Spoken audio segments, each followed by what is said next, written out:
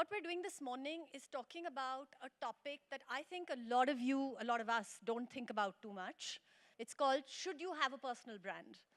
Now, here's the thing. I know what all of you are thinking. You're thinking, I get up in the morning and I have to deal with everything that life throws at me. I'm still trying to play catch up. And here she is saying, hey, add one more thing to your list. Build a personal brand. I don't need a personal brand. Elon Musk has a personal brand, and Jeff Bezos has a personal brand. And I'm just a regular guy or girl, and why do I need a personal brand? I don't. And I'm here to tell you that you're absolutely wrong, because you already have a personal brand. Every one of us in this room already has a brand. So think about it. You go to work, right? You have a boss, you have teams, you have peers, you have business partners, investors, boards. All of them think of you in some way. When they think of you, an image or some kind of perception or some qualities, something comes to their minds. That is your personal brand. Now, you can choose to do one of two things. You can say, you know what, to hell with it. I work really hard. Let people say what they want to say. I'm just going to get on with my life. And actually, most of us tend to do that. Or, as I'm advising, you can take control of the narrative. You can say that I will understand myself, I will understand what my strengths are, and I will shape what people think of me. And that's what we're going to talk about today. Now, how do you do this, right? And when I say people, let me qualify. I'm talking about people who matter in your professional life. I'm not talking about the world at large. I'm talking about people who will influence the course of your career. How do you do this? I thought the best, and I really thought about this. I was like, okay, I have 15 minutes. How do I condense a journey of what has been a few years into 15 minutes? And I thought, okay, let me do it by getting really personal. And I have to say that I have never shared this on any forum before, so please bear with me if I stumble.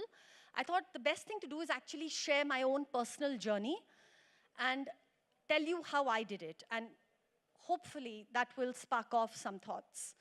So this is who I am. For over a decade, I was one of two partners at a very successful branding and design agency. We had great clients. We built the biggest brands in India. We had premium pricing, made a lot of money, great team. We won every award out there. And I'm not just blowing my own trumpet. Economic Times used to do a state of the industry survey. And every year, we were number one. So it was a dream run. And we took what we thought was, a logical conclusion to this dream run. We exited to WPP, which many of you will know is the world's largest communications conglomerate. Now, this all from the outside seems wonderful, right? I've had people telling me, wow, couldn't have gone better. But what was happening to me at a personal level when all this was happening? Now, when we started the agency, we were 4 or 5 people, right? And I was a strategist, my partner was a designer. Many agencies start like that, as you will know. But as the agency scaled and grew, I found that I was taking on a lot more business roles. So I was doing business development, I was scaling, I was looking at revenues, expenses, customer relationships, hiring.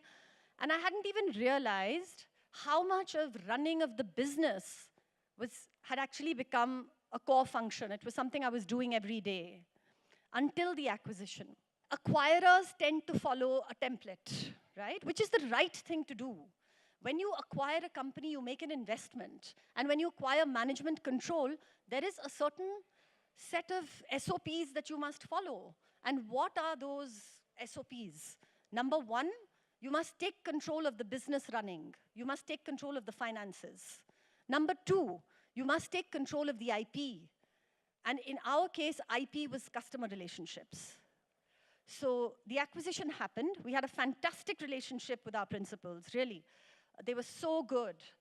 They honored everything, in spirit, in letter, everything. But I found suddenly that if there was an important meeting, I didn't get an invitation. If a client called me and asked for a meeting and said, hey, what, we want to give you this project, I would be told, hey, that's great, but you know what, why don't you let so-and-so go for that meeting? You don't really need to go. And again, don't get me wrong, this is not wrong or evil or bad. This is the correct thing to do when you take management control of a company. But I hadn't thought about it. I had really not, and looking back now, I think, how stupid was I? I had not thought that this would happen, or I hadn't planned for it, or, I was just too busy to think about it. And I was confused. I was drawing a fat salary, but I didn't have much to do. And I thought, what's going on? And when I look back now, I thought, why did I stay for so long? I stayed 2 years in this confused state. Why did I do that? Why did I just not say, okay, guys, let's shake hands, I'm on my way? And the reason I didn't do it is this. I didn't have an answer to this. For a decade, I had run a company, and my identity and the company's identity had merged. And if you took me out of the agency, who was I? I didn't know. And more importantly, I thought that the answer to this question might very scarily be nobody. If we take you out of your agency, you are nobody. And that's why I think I stayed, because I couldn't really understand what I was going to do if I left. I want all of you to think about this question for just a few seconds.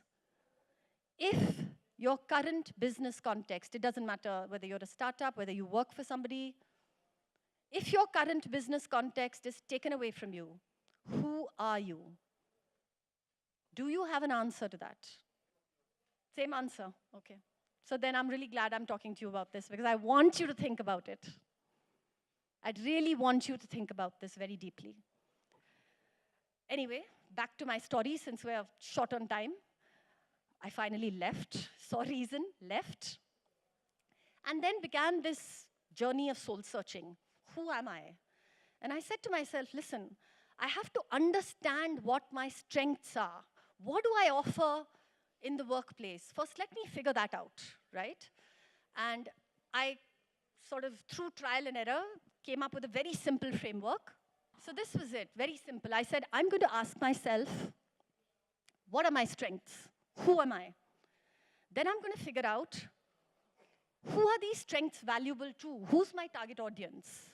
So what I was doing, in a sense, was that I was taking what I had done for 10 years for brands and companies and applying it to myself. And then finally, I said, I have to figure out a way to get my message to these people. So I said, let me take the time. I'm not going to jump into anything. Let me take the time to understand this. So the obvious answer to what are my strengths was branding, marketing, design. I'd done it for 10 years very successfully. But where would this have led me? That meant that I should go work for another big agency, or I should go work client side. It was too generic, too top, too surface, and that's what we are all guilty of. We think of ourselves as software architects, or business analysts, or writers, or we never drill deep down to understand what are those granular professional strengths that differentiate us from other people. I did that exercise, and I can't go into great detail, but I'm going to sum it up. This is who I thought I was finally. I was actually a jaded closet geek with very good execution skills. And every word in that is actually very important. Let me tell you why. I was jaded. When I had time to think, and I was out of the operational chaos of the agency, I realized that actually I was a bit tired of the big client, big agency dance, because it is a dance. I'm a closet geek, honestly, my secret desire is to be admitted to code assembly. It meant that I had stayed in touch with technology. I had followed it, I had read about it. I understood that world. I started my career with Infosys back in the day. That was something that nobody in my industry had. Usually, the communications industry is hugely scared of tech and stays away from it. I surfaced that. I said, this is a strength. And I have good execution skills. Now, I know to everybody in this room that seems like, oh, so what's the big deal about that? But honestly, when you're a consultant, and most consultants end journeys with PowerPoint presentations, execution skills are a big differentiator in the communications industry. Having arrived at this definition of myself and my strengths, I said, who's interested in this? Now, because I'm standing here at Tech Sparks, it seems self-evident, but just put yourself in my position a few years ago. I had only ever worked with traditional old economy big clients, FMCG, aviation, hospitality. I had no idea that startups even existed, honestly. But once I started to think like this and define myself in this way, I realized that no, that's not the world that I want to go back to. I would be making a huge mistake if I jumped right back there. And so I said, who are the people who would be interested in a jaded closet geek with good execution skills? And the answer to that is digitally forward firms, right? Startups and other tech-enabled firms and people who needed to do branding, marketing, needed to develop product, but technology and digital thinking was at the heart of what they do. Okay, sorry. So I was very lucky that the timing was right. And I said to myself, how do I get to these people? And I did two things. I approached investors. And why did I do that? Because I thought that investors would perhaps have a better understanding of what it means to work at scale and therefore would appreciate my skills more. And I set up a website called meetamalhotra.com where I answer questions. Anybody can send in a question and I'll answer it. And like any good product manager, I will tell you that if after this session you go check it out, the next version has all the features that it needs to have. Right now, it's pretty bad. So I did this, and what these two things did was investors were very kind. They invited me to the table. They asked me if I wanted to invest. They introduced me to their portfolio companies, and I started my journey. And my website established intent. So young companies, digitally forward companies who were scared of talking to a consultant who had just dealt with old economy, looked at the website and said, oh, you know what? It's not all bullshit. She does know what she's talking about. And that's where I started my journey.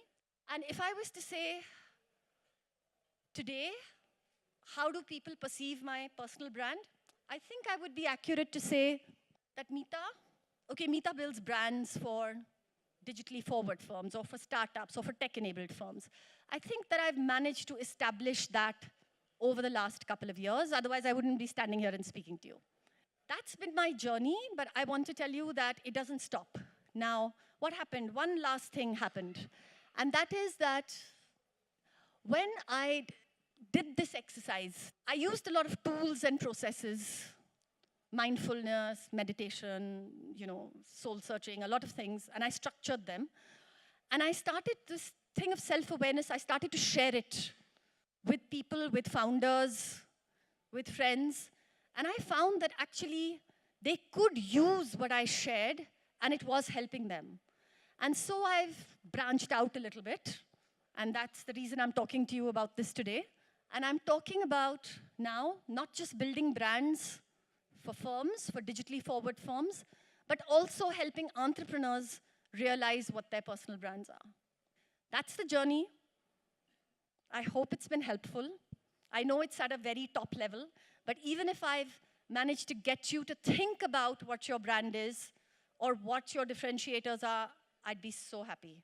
I want you all today to commit to one thing. It doesn't matter whether you take me seriously about building a personal brand.